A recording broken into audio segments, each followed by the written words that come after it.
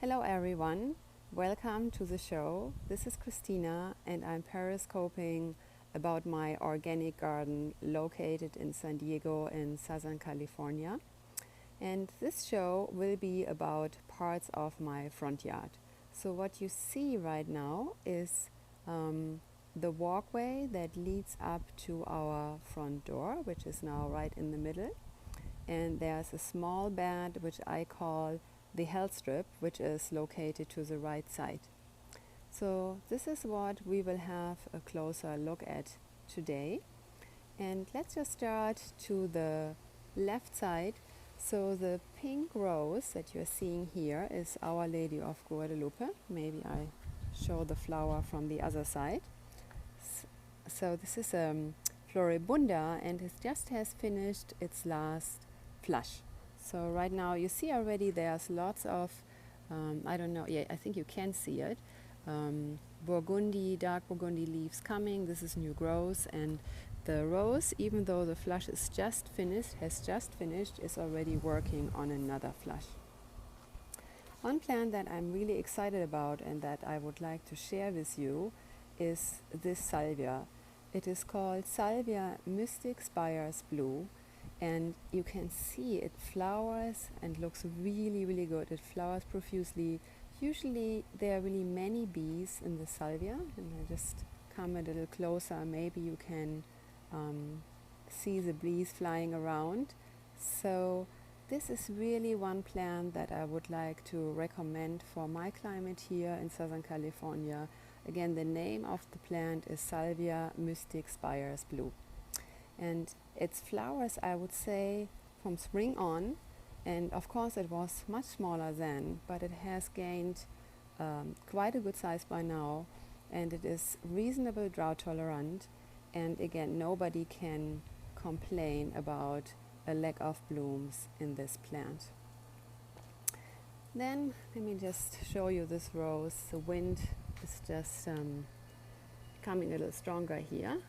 So this is a David Austin rose. It's called the Prince, and too bad that Periscope cannot transport fragrance, but the fragrance of this rose is absolutely amazing. It is a very warm, strong, old rose fragrance, simply wonderful. So I just wanted to show this one because this came into the picture. Another plant that I really would like to point out today to you is this one. So I step a little bit back so that you can see it maybe a little bit better. So this is actually a cycas. And 2 weeks ago, when I did my last Periscope about the front yard, you see that there's a new layer of leaves, of fronds in the middle that wasn't there at all. It's completely amazing to me how quickly this plant is able to produce such a mass of new plant material. So as I said, 2 weeks ago there was nothing to see about this new layer of fronds, and now I would say it's already maybe 2 feet high. What's interesting about this plant, and I didn't know that, I just read that recently, it looks, you could think about it that it is a fern or maybe a palm, but I read up about it and it's actually neither. It is a primitive relative of the conifer, which I think is quite astonishing because it looks so tropical. But when you come closer and you look at the fronds, you see the needle-like structure of the leaves, and they're actually quite hard. You can kind of poke your fingers on these leaves. So what is also interesting, this plant is native to Japan, and if I'm not mistaken, it's called cycas revoluta. And here usually it's more commonly known under the name sago palm. So I love these plants quite a bit, but with the climate change, it is more and more problematic to grow these plants in a nice way in my garden. I'm just coming closer and show this frond, and I hope you can see it. The fronds, I would say they are maybe a year old. They are by now quite burned. You see these burned parts on the leaves. Here's another one. And this is just happening because of the lack of the sun, the lack of water that we are having. And I would say maybe 5 years ago, 8 years ago, that was really a good plan for San Diego. But now with the climate change, the lack of water, the severe drought that we are in since 4 years, it's not a plant that I would recommend to plant here anymore. And I have been thinking about actually taking this plant out, but now that it just makes a new layer of fronds in the middle, in the center of the plant, I think it has bought itself some time. So what I'm intending to do is cut off the lower layer when the upper layer has grown to the size of the lower layer, and get rid of the burned fronds, and then I hope we might be good for another year, and then I still can make a decision what to do with this plant. But as I announced in the beginning of this scope, here is some Martha Washington geranium, and you can see that it's also still blooming beautifully. Very nice, interesting blooms, I think. The main part of this show I would like to spend with a bed. I'm just stepping back so that you can see it, which I call the hell strip. This is one of the most difficult parts of my garden to grow in, and you can see it's very narrow to start with, and then it is kind of wedged in between the walkway to the front door and a white painted wall, almost white painted wall to the right, and it gets incredibly hot here. And it's really hard to grow anything to satisfaction in this bed, and that is what I'm just showing you is what I have come up with so far. So starting from the back to the front, this is a relatively new plant which I planted a few weeks ago, and this is a miniature pelargonium. I think it's similar to the much bigger Martha Washington pelargoniums which I just showed before, and you see the blooms are usually much smaller than in the Martha Washington pelargoniums, but I would say as beautiful. And it doesn't look perfect. You see in the middle there's a lot of dead stuff, but unfortunately pelargoniums have the tendency to kind of look a little bit ratty in the middle. So I don't know if new leaves will emerge or not, but for now, to be honest, I'm just happy that the plant has made it through the transplant in the heat of summer. Actually, in summer, if you are really careful, you shouldn't plant anything because it's so hard for the plants to survive the heat and survive this transplanting shock. So I didn't follow that advice. I plant when I have time. I simply have to. And this one made it, and I have high hopes that it will green up even more in the future. Then the next plant is actually another rose. This is called Pink Pet, and this is a really rather robust rose. You see it has kind of small button-like flowers, very sweet, and it does surprisingly well here. I really have to say, even the bush, you see the bush is very healthy, not so many burned leaves even for this crazy location, and it really produces a flower spray here and there. It had produced more, but it is also again a little bit between flushes. Here's another spray, and if you like what you are seeing, please tap on the screen and give me some hearts so that I get some feedback if you are happy with what you are seeing, if it resonates with you. Another spray. So then, and that I think is very interesting, if I kneel down here, you see a plant, blue flowering plant, and that is another salvia, Mystic Spires Blue. That is actually the same variety that is growing. I just take you over again to the left side, is growing here on the left side, and you see how much taller the plant is and how much more floriferous. So my initial idea was to plant these two salvias facing each other, so I have some symmetry in the garden. And the one that you are seeing now on the hell strip had almost a height like the one that I just showed you, but it started to topple over. And what I did this year is I cut down part of the plant 2 weeks ago or 3 weeks ago. And as you see, all the green that you're seeing now, these are new growth. This just has happened in the last couple of weeks. And today, before I started this Periscope, I just cut down the center, and I hope you can see it.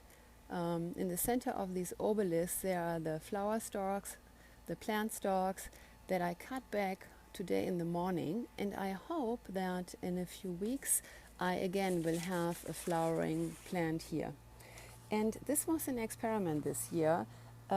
Last year I cut down the whole plant at once, and it actually collapsed. It totally dried up, and then it came back from the roots. But this year I cut it down in sections, and the plant seems to be able to tolerate that much better. That's definitely a plus. But the other plus is that you don't have, just some green stalks there, but you have green leaves, you have blue flowers. I think I like it much better. But I think it's really try and error what works. So this year I did it this way, and I'm quite happy with that so far. Then going further to the left, there is another rose. It's very hard. The sun is shining on my screen of the phone, so I really have a hard time to see myself what I'm showing you. So this rose is called Old Fashioned Girl. It's a miniature rose, and I have to say I'm surprised that it is flowering still so profusely, even in this heat here, at this time of the year. So I'm quite happy with this one, and I think my Periscope proves that roses are really, some roses are divas, yes, that's correct, but some are really tough as nails. And the last two, one, Pink Pet and Old Fashioned Girl that I'm just showing you, I would say they're really very robust roses, making it through the heat that we are having here. So now we are coming to one of my failures. I'm really sad about this. This plant is actually has been another of these miniature pelargoniums, and as you can see, I think by now it's dead. 2 weeks ago it didn't look good, but there were still some small green leaves, and I thought it would recover, but by now I think I can just rip it out. And I have already an idea what I will plant in this area. And then to the left, you cannot even see it anymore, it's a little bit shady there. There was a succulent which has died as well. So again, not perfect, but considering the temperatures that we are having and the difficult climate in terms of the heat and very, very little water, I think the plants in this bed do reasonably well. Again, recommended the salvia Mystic Spires Blue, the rose that we just saw, Old Fashioned Girl, is doing very well, and I think the plant that looks the best in this bed here is Pink Pet. And this rose is called an Earth-kind rose, and that's kind of an award that roses get. I think it is giving in Texas for roses that do very well under very hard conditions, and this rose was given this award, and I have to say it's totally justified. So before I finish this broadcast, I just want to show you one or two more things. So let's just move forward to the entrance of the front yard, and here's another spray of roses that I would like to show you. This is Our Lady of Guadalupe, produced a very nice spray, very, very lovely. And I'm so thankful for the roses because they really bring color into the garden at this time of the year. Moving forward, there's a Plectanthus, then we have white dianthus, also looking good, another rose called Lavender Crystal, a nice little bloom. It's also a miniature rose. And then we are coming to Marie Pavier, also I think a very cute rose with tons of small white flowers. And you see, or at least I hope you can see, that there are lots of buds coming. And I think it's amazing again that this rose is able to bloom in these temperatures. So why I took you here is actually because of this rose. This is another David Austin rose, and it is called Pretty Jessica, and I think it has never done as well as this year. And as I'm standing here, I would say still 2 to 3 feet away from the rose, I can smell the perfume. Wonderful fragrance, and as you can see, in my opinion, very, very beautiful flowers, nice form, very subtle pink color. It's not one of these screaming pinks that's totally in your face. It's just a very beautiful rose. And I have to say, what is very good about this rose is that it stays reasonably small. A lot of the David Austin roses, which are very beautiful and grow well here in San Diego, they become huge plants, easily 6 feet high and 6 feet wide, which for most gardeners just don't fit in their spaces. So just let me take you around. Just want to show you 2 more roses and then finish up with this broadcast. So one rose, it's another Our Lady of Guadalupe, and you see how profusely this rose is blooming. I think that is absolutely amazing. This rose is in more sun than the other 2 ones that I have on the left side of my front yard, and I think it really produces a show like in spring, but it is really in the middle of summer with very, very high temperatures, and it's such a thankful rose. It has some mildew though, so if you are into perfect roses, maybe this one is not for you, but if you are a little bit more tolerant of little flaws, I think that is a good rose to have. So, and as I said, the very last rose that I want to show, this is Sweetness. This is a lavender colored rose, and lavender colored roses are often bugged by diseases. This one actually is not. It's a very healthy rose.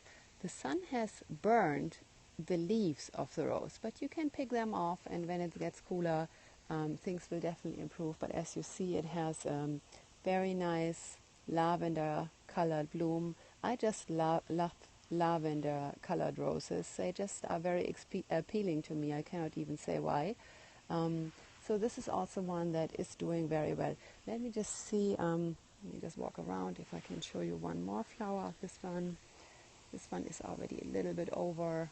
Let me just move around. Here's another bud. You can see it. Just looking for one. Yeah, here's a nice one. Look at this. Isn't that beautiful? I'm shooting from the shade into the sun, so I hope the light is reasonable for you so that you can see the bloom. Very beautiful bloom and very fragrant. So that was it from me for today. If you liked what you have been seeing and you have not been able to tune in at the beginning of the show, please watch the replay. And again, if you liked my show, I'm trying to Periscope weekly, so please follow me. Or if you want to see more videos that I have already done, go to my YouTube channel at Organic Garden Dreams. Organic Garden Dreams. So dreams with an S at the end.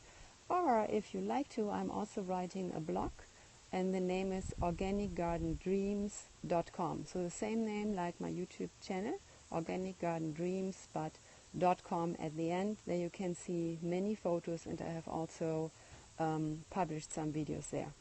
Thank you so much for watching. I wish you a nice rest of the Sunday, and I hope you enjoyed the show, and I hope you come back next weekend. Please watch out for me.